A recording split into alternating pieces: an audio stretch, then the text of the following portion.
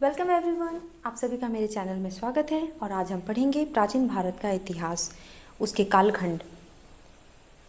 पुरातात्विकविद एवं इतिहासकारों ने इतिहास को अध्ययन करने के लिए इसे 3 कालखंडों में बांटा है।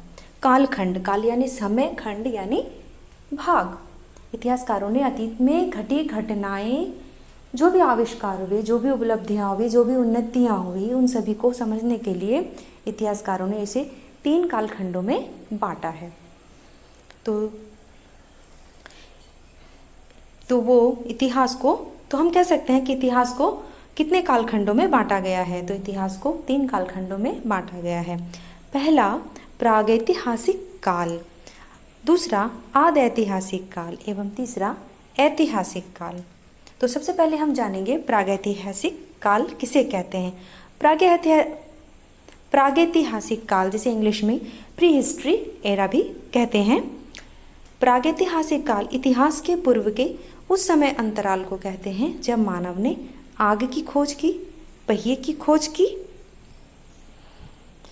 पत्थरों की खोज की, औजार बनाए जैसे साक्ष्य पुरातत्वविदों द्वारा मिले, परंतु इस काल के कोई लिखित या साहित्यिक साक्ष्य उपलब्ध नहीं है।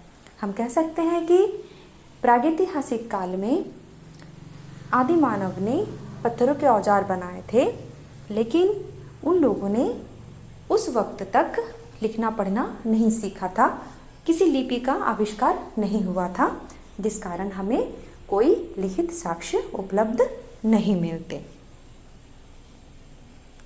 अब बात करते हैं आद्य ऐतिहासिक काल, जिसे इंग्लिश में प्रोटो हिस्ट्री एरा कहते हैं।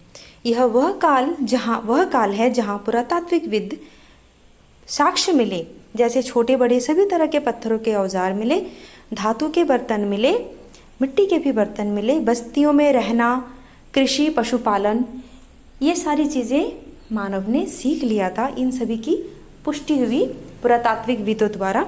इस काल में लिखित साक्ष्य भी पाए गए, लिपि का आविष्कार हो चुका था। इस काल में वे पढ़ना लिखना सीख चुके थे, जान चुके थे, लेकिन उन लिपियों को अब तक पढ़ा नहीं जा सका।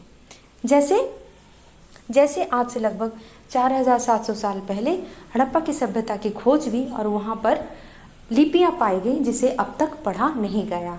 इस कारण इसे आद्य ऐतिहासिक काल कहते हैं, जहाँ लिखित साक्ष्य तो मिले, लेकिन उनका अध्ययन नहीं किया जा सका।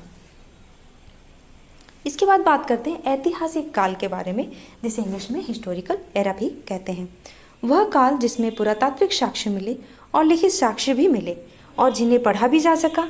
अब तक के काल को ऐतिहासिक काल कहते हैं, या कह सकते हैं कि जिस समय अंतराल से लिपियों का आविष्कार हुआ और उन्हें पढ़ा जा सका, कई लिपियों का आविष्कार हुआ और उन्हें पढ़ा जा सका, और कई ऐसी घटनाएं घटी जिनके पुरातात्विक साक्ष्य मिलते हैं, उनका अध्ययन किया जा सकता है या अब तक कर रहे हैं, उसे ऐतिहासिक काल कहते हैं। जैसे प्राचीन भारत का इतिहास, मध्यकालीन भारत का इतिहास, आधुनिक भारत का इतिहास।